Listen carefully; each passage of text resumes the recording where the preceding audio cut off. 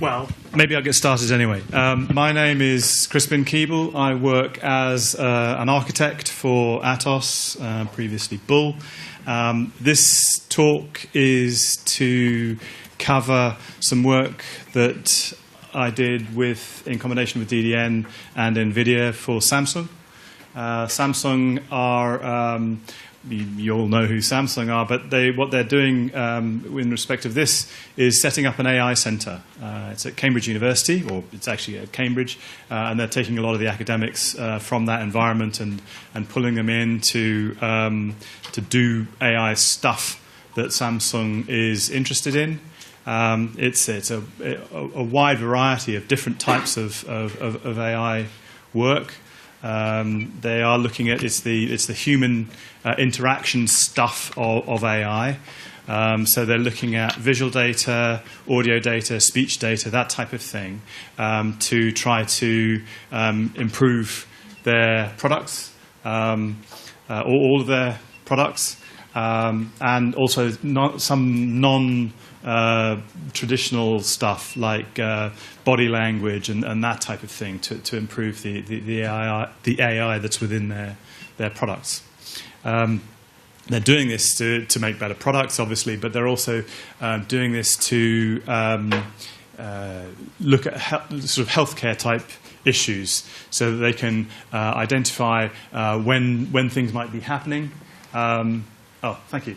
So yeah, this is the press release that they issued, and so they're looking at using the AI to improve the ability of their products, their phones, etc., to do healthcare, to identify when conditions might occur within people using their equipment, and so provide better value for their customers.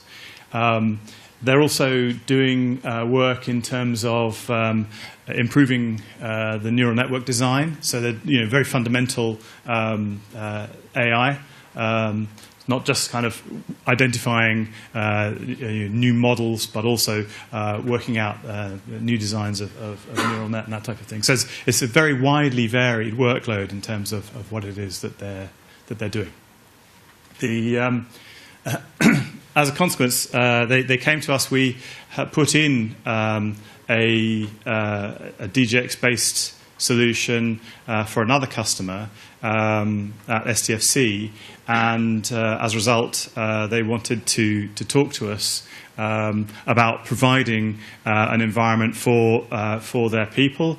At the moment, they have, I think, about 45 scientists working on the system, but they're looking to grow that over the next year or so quite significantly. And so what they wanted was an environment that was fit for purpose at the time, but also scalable and growable into the future as they grow the centre.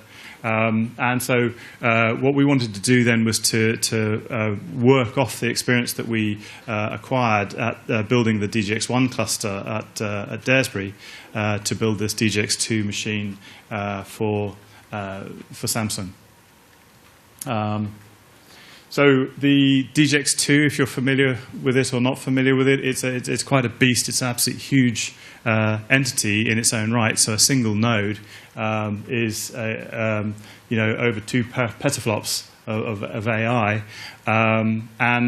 but they were looking really to scale that up, and therefore build a cluster out of the system. And it's compatible with the other machines in the DGX range. One of the values, if you like, from Nvidia is its connectivity to the to the Nvidia Cloud. So they provide a framework of optimized AI libraries, and that's the way for most people to get best performance most quickly and easily. And the way that GPU cloud works is quite straightforward if you buy a single box. But one of the things that we needed to do was to integrate the cluster into that, and that's something which we had done at the STFC system. This is a kind of exploded view of the DGX2. I'm not going to go through all of the details of it, but it's a 16 V100 chip entity. It's quite a beast. And from the point of view of storage, it has internally to it a set of SSDs, and most people work off that set of internal SSDs.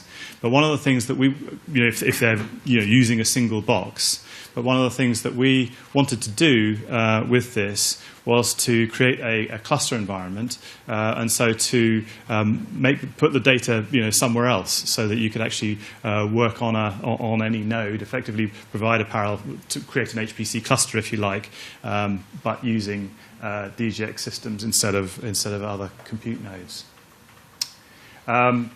To that end, we were looking at the A3i architecture to build a supercomputer that uses, instead of regular compute nodes, uses DGX boxes as its nodes, and then provides storage to that, and then allow you as a user to not really care where your data is, and not have to actually put it onto that local cache, those local SSDs. And so that was really the aim of what we were doing in this system. AI as a workload is really in two phases.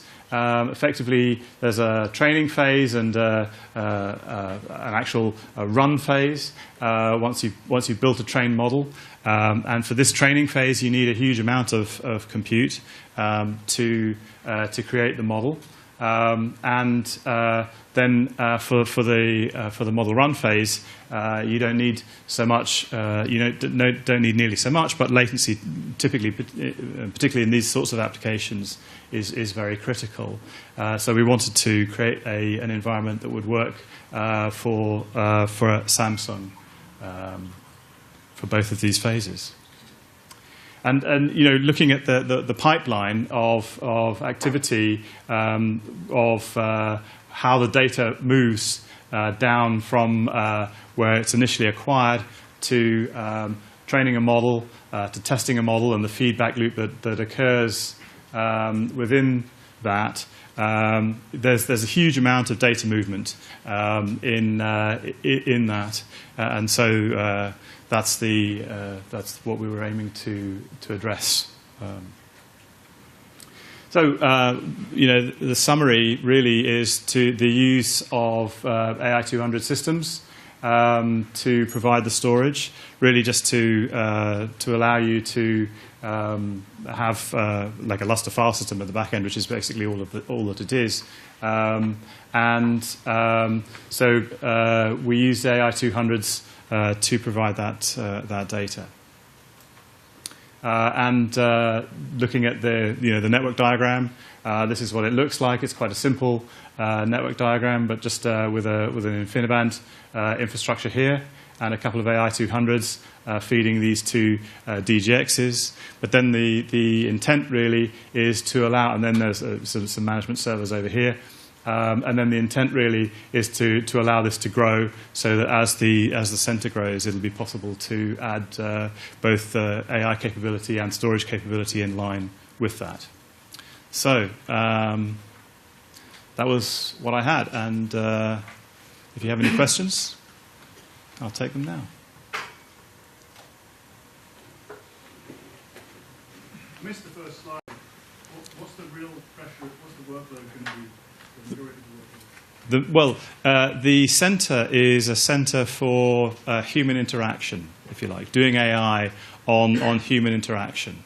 Right, so it's all about AI for what people do with other people, and so they are, and that is to allow them to create AI models which are then built into their products, which can work out give you some sort of benefit in that domain. So some of it is visual, but some of it is oral, some of it is speech, and some of it is visual but not traditionally visual. So like body language, that type of thing. They're also talking about using the AI system to monitor health. So take in feeds from the devices might have in terms of heart rates and blood pressure and that type of thing off those types of devices, watches, smart watches, that type of thing, and use AI there to deliver AI benefits, if you like, to figure out when somebody's about to fall over with a heart attack or I don't know, that type of thing. So yeah. Yeah. Any other questions?